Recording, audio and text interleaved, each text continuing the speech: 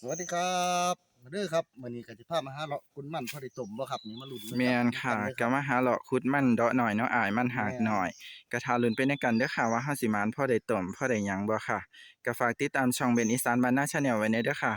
พาหาอยู่หากินข้าวโคกครับอ้ายคืออันนี้เป็นจังไดนี่เด้อใบเพิ่นค่ะใบมันเดาะหน่อยมันหากหน่อยนี่ค่ะเครือก็สิเป็นเขียวๆนี่เด้อค่ะนี่ค่ะมันหากหน่อยมันเดาะหน่อยเนาะค่ะหัวกำลังงามเลยค่ะนี่มันก็สิอยู่ประมาณนี้นะน้องหัเนาะวอ้วนหัวงามดีเนาะจ้ะแม่นก็ท่าลุ้นไปในกันเนาะอ้ายว่าสิหมาน วิธีขุดมันหางมันเดาะหน่อยก็สิขุดตามติ่งเพิ่นเนาะค่ะเพิ่นจะมีติ่งออกไปลักษณะการลงหัวของเพิ่นสิบ่คือมันอื่นเนาะค่ะเพิ่นจะไปตามติ่งหรือหากเพิ่นนั่นแหละค่ะเขาเอิ้นมันหากมันเดาะหน่อย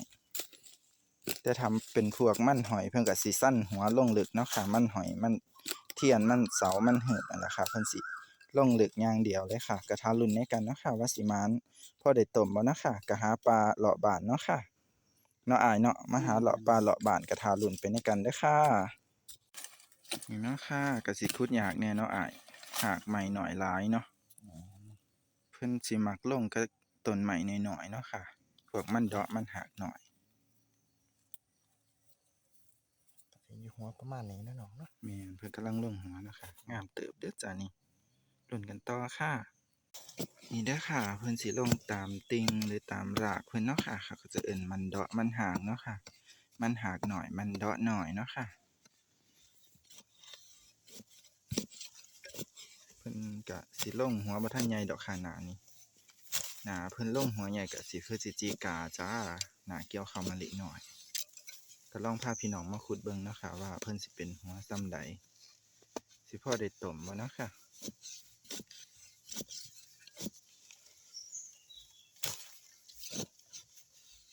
หัวนี้เพิ่นลงสั้นติอ้ายแม่นเพิ่นลบหางใหม่โอ้เพิ่นลงหากไม้ใหญ่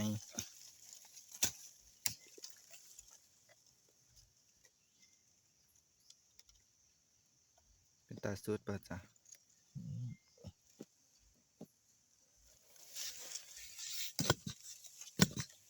โอ้เบิ่งติล่ะจ้ะหากไม้เสียงอ้ายเพิ่นสาบมีเทิงข้างบนข้างล่างเลยเนาะอ้ายเนาะหากไม้ข้างบนก็หากใหญ่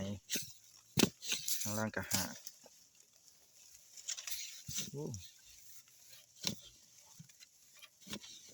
มันชนิดนี้เพิ่นก็สิลงติดหากใหม่แน่เด้อค่ะ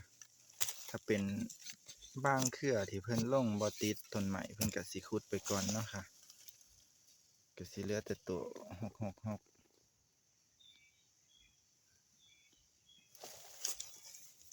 โอ้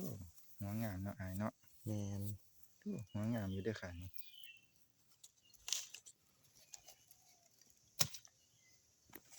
นี่จ้าหัวกำลังงามเลยค่ะกระทารุ่นกันต่อเลยค่ะว่าสิได้ต้มบ่จ้ามื้อนี้นี่เขาเอิ้นเครือหยังอายนี่เกลือหมาน้อยสิเอาไปเฮ็ดหยังกินค่ะ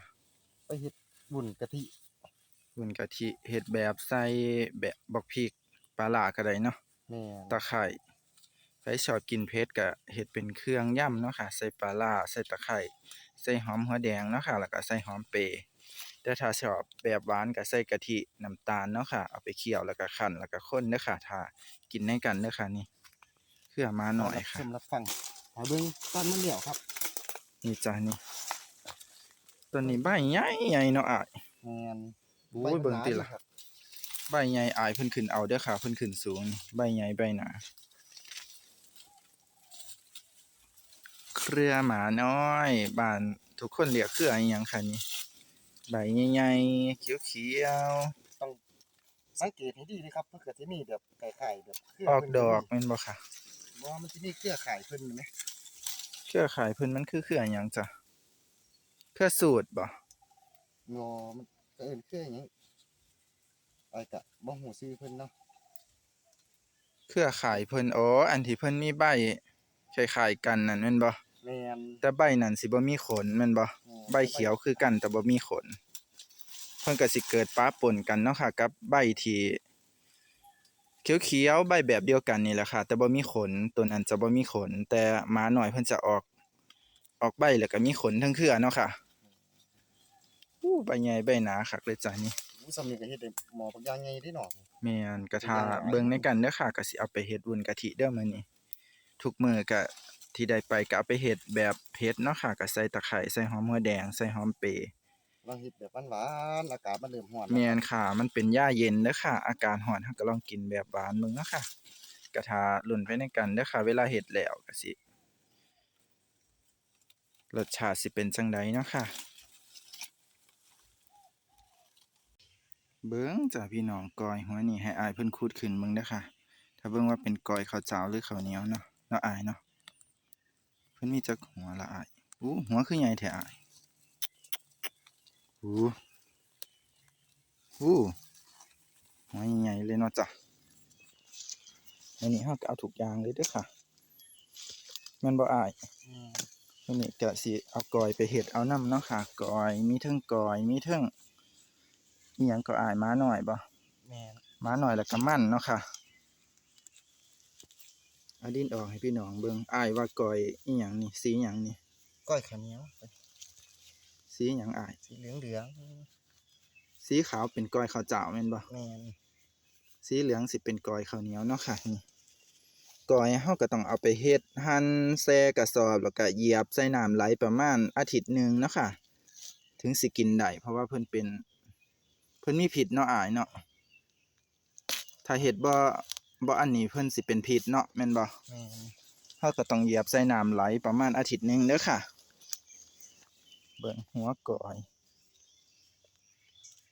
อยข้าวเหนียวเด้อค่ะนี่เครือหนึงแม่นบ่อ้ายนี่ เทื่อเดียวนี่กินบ่หมดดอกครับ เครือเดียวกินไม่หมดนะจ๊ะเพราะว่าหัวใหญ่หัวใหญ่เนาะอ้ายเนาะตัวนี้เพิ่นเป็นจังหัวอ้ายนี่ เหลืองแม่นบ่เห็น ฟังเหงาให้เพิ่นออกใหม่เนาะอ้ายเนาะ แม่นก้อยนี่คันเฮาอาหารเพิ่นเหลืองเฮาก็ต้องฝังไว้คือเก่าปีหน้าเฮาก็ได้กินใหม่ มันก็ออกคล้ายๆมันแม่นบ่จ๊ะ แม่น มันกับกอยออกคล้ายๆกัน แต่กอยจะมีพิษถ้าเราทำไม่เป็นมันจะเป็นพิษนะคะ แต่ก้อยเนี่ยน สมัย แซ่บ ไปพอเฮาแช่น้ำเสร็จแล้วก็สิพอเพิ่นจืดแล้วเฮาก็สิมานึ่งใส่น้ำตาลกับบักพร้าวแม่นบ่จ๊ะเนาะ แม่น ผู้เฒ่าโบราณเพิ่นพาเฮ็ดกินเด้อค่ะ แต่หัวใหญ่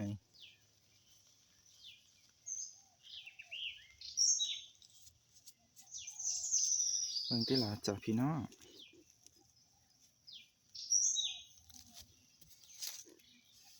นี่แต่หัวใหญ่ๆเลยจ้ะซับนั่นแหละอ้ายนี่เลยหัวเลยก็สิฝังเพิ่นไว้คืนเด้อค่ะให้เพิ่นออกอันนั้นหัวเดียวติอ้าย แม่น